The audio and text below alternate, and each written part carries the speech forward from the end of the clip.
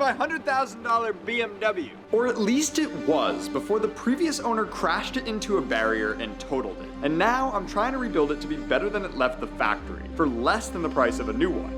But we have a really big problem. It's in desperate need of an engine. But I have a solution. And here it is. This is what should be a junkyard M5 engine, and what experts have told us should be a junkyard engine. This engine has quite a few problems, but we're gonna put it back in the car because I think it'll work. Big emphasis on think. I don't know what I'm doing. Nor does he. Now, we've spoken to quite a few people about this engine. After we bought the car, we found out that it had some bore scoring and slightly low compression in one cylinder, which means it's not so good. In an ideal world, we would fully rebuild it. But to be honest, this is just too expensive. And our friends at Pure Performance told us if we just tune it back to stock power, it should run fine for a while. So now we have to fix all the damage from the crash and put it back in the car. Will has an idea that I'm scared of. We need to first rotate the engine in order to fix the stuff that's wrong with it, because it's on the wrong side and it's in a corner and it's heavy. Will wants to attach this chain to our brand new, to us, Miata, and then tug it. I'm scared. I think it's fine. All right, you get Miata, you film. I'm gonna. It's gonna take a few adjustments. Yeah, that's my job. For anybody wondering, I really hate this idea. I think it's awesome. Woo! Keep going. Keep her going, brother. Slower. Keep going. Come on. Come on. Go. Go. It's nothing. Don't worry about it. Keep going. Keep going. More. Yeah. Keep going. Keep going. Keep going. Keep going.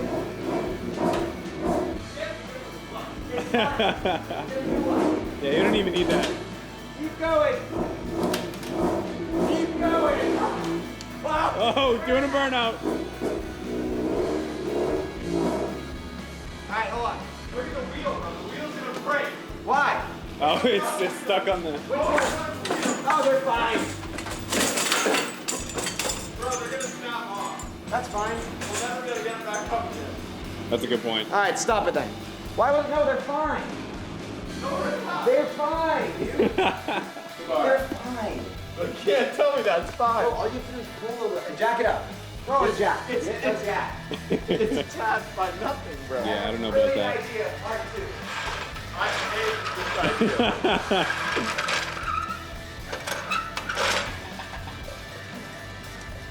All right, ready? Move it. Oh, look, it's brand new. Yeah, come on, move it. No, let's go. With this attached? I don't know about all that. No, it's got wheels. But the wheel is sideways. No, that'll be. The other wheel ain't. The other wheels will be fine. Just do it. It's gonna fall off. It's not gonna fall off. I promise. This is so stupid. There we go. Now go. Go. Go. Come on, man. I gotta start turning, bro. We gotta turn. Oh yeah, we gotta shorten the wheelbase.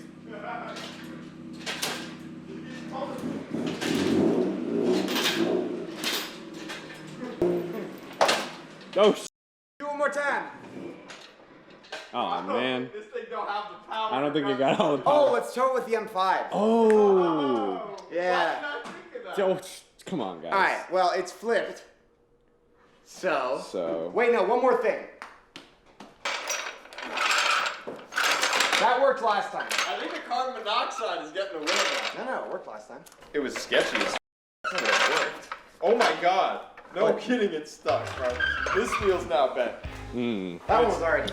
This one's definitely bent. After a bit more pulling and failing, I'm starting to feel like this is the perfect spot to start trying to fix the damage on the engine from the crash, which there's a lot of.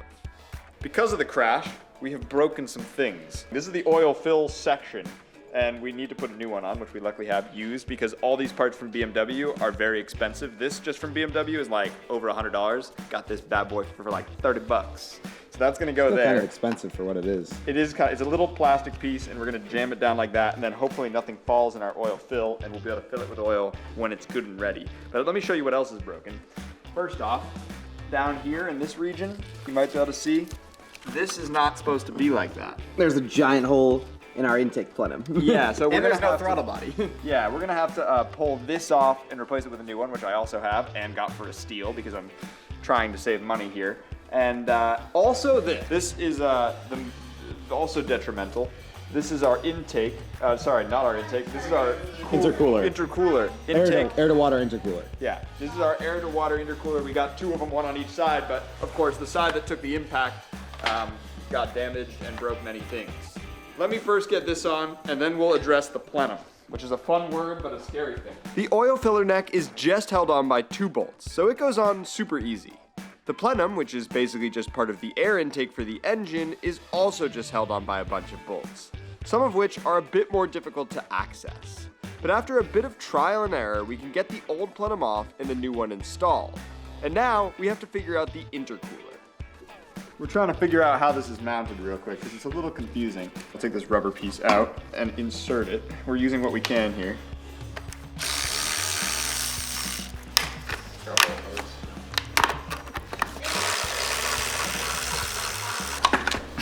Oh, wait.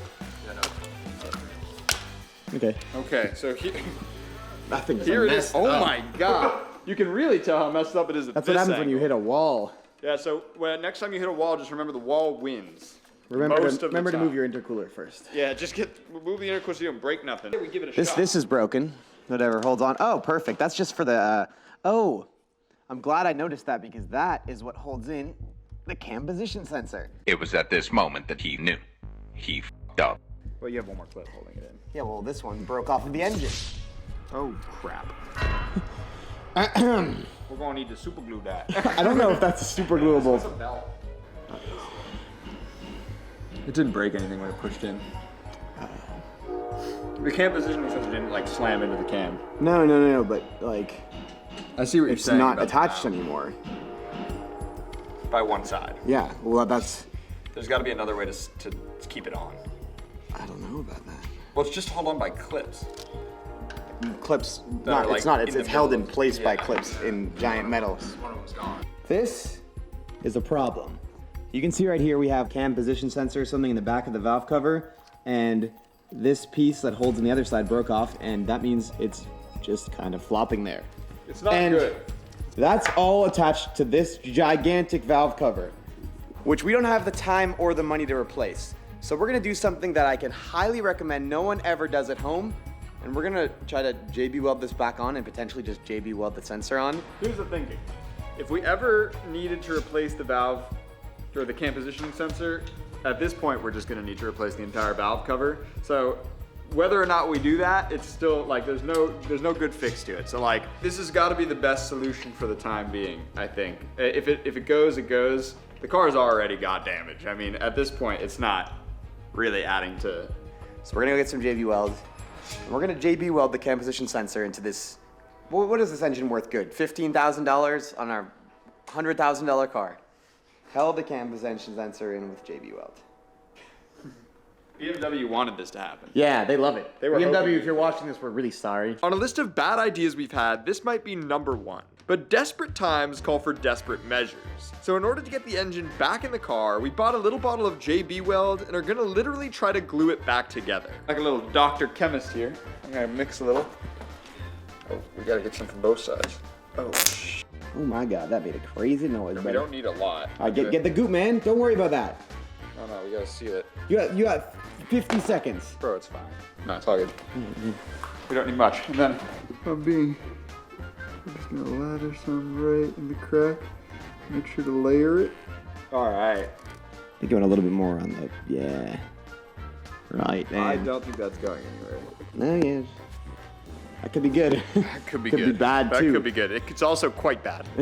If there's two things that I know for sure, it's good and it's bad. Yeah, that's facts. It's good in the fact that that should work and hold the cam position sensor into the engine. It's bad in the fact that I don't know what happens later Yeah, down the that's line. not the real fix for that. That's the bad part. But it'll work. And we're not recommending you use JB Weld on your F90 M5, but when you're us, you gotta do what you gotta do, even though it's dripping a little. With that done, now the engine is basically all together. Now that we've repaired enough parts on the engine to get it back in, we have to take care of the next problem, which is the old engine mount. Otherwise, we'd have a huge problem getting it in. This back here is the old engine mount. You can see it's a bit sheared off. In a crash, that is meant to break, but we got a new one. This pretty much, if you don't know, obviously the engine has to be mounted somehow into the car itself. But if it were mounted straight onto the metal, it would vibrate your car to death. So this is just a giant rubber stiff bushing that absorbs all of those vibrations, so you don't feel Stiff to your hands, but to an engine, these are actually pretty soft. Yeah, so this is gonna go in there, and I'm hoping it should be relatively simple. It looks like there's just 3 bolts underneath. And let's see. Oh, I think that'll be fine. Does that pull right out, Will? Which way did it go in? I think it went like this. This one is messed up. Yeah. Oh, there we go. Look. All right. And now, hopefully, I can just flip this on up and hand tread these boys on.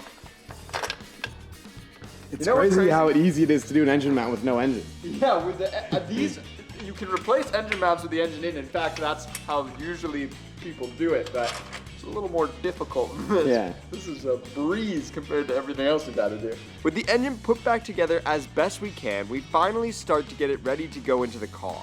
Just like when we removed the engine, we're gonna drop the subframe out of the car, put the engine on top of it, and then lower the car back down onto the entire assembly.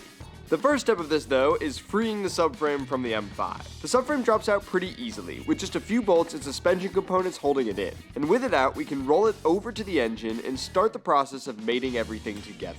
With the engine lowered onto the subframe and bolted into the motor mounts, now we can do what could potentially be the hardest part of this entire process: mating the massive heavy engine to the massive heavy transmission.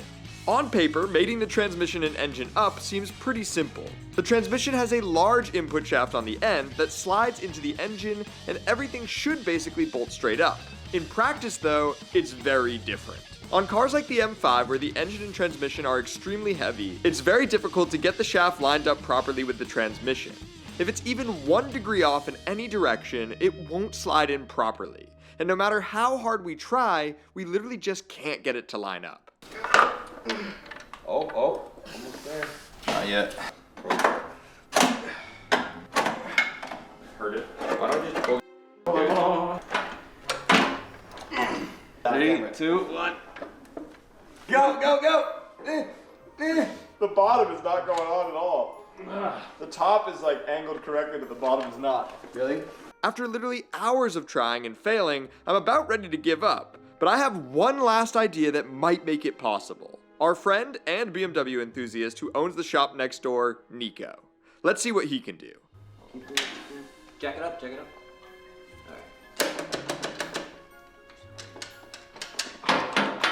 running right to the bottom. No way. Dude, I do this all the time. Yeah! Put a bolt in it real quick. The biggest thing you want to do is, because it sucks, you need this line to be perfectly flat. Yeah. Once that line is flat, it'll... I swear we tried that. No, like just the 2 lines on either side. I swear we tried that a million times, but it doesn't matter. Thank you so much. We really appreciate that. After Nico was able to get the transmission on quite easily and make us look pretty stupid, we can finally wheel the engine over to its final resting place and get it all lined up with the rest of the car. Getting the engine back into the car is about as complicated as getting it out. The tolerance between the engine and the body of the car is extremely close, so getting it perfectly lined up like everything else on the car is really difficult. We have to go down a bit, up a bit, move the engine, and repeat that process over and over while also making sure we don't crush anything important. And to be honest, it's a little stressful. After a lot of slight maneuvering and lowering and lifting, it looks like we can finally lower everything close enough to where we can get the bolts into the subframe. But just before everything is touching, we have a problem. I heard a crunch. Whoa. Oh, what are we crushing? Crushing a sensor. Alright, well, we're gonna have to have a problem here. We have it. We have it. We don't want it, but we got it. What happened is as we were lowering it, we noticed that there's a connector right down here, if you can see it, where Will's hand is, and that's broken. It's broken. We didn't notice it before, but it's broken. We've taken a clean look at this motor, and we didn't notice that. So what this does, I'll explain this to you, because we were doing some research. We were like, okay, it looks like it's something important because it's made out of metal and it goes into the head of the engine. And these engines have what's called Valvetronic. Valvetronic controls the cam positioning and like the exhaust and intake cam position, which control the valves. And if this doesn't work correctly, which it probably won't because it's been smashed, we're going to send a valve into a piston and the engine will blow up. It might blow up now if this was fine, but it will blow up now. 'Cause that's bad. And now here's the real problem. That all sounds bad, and it is.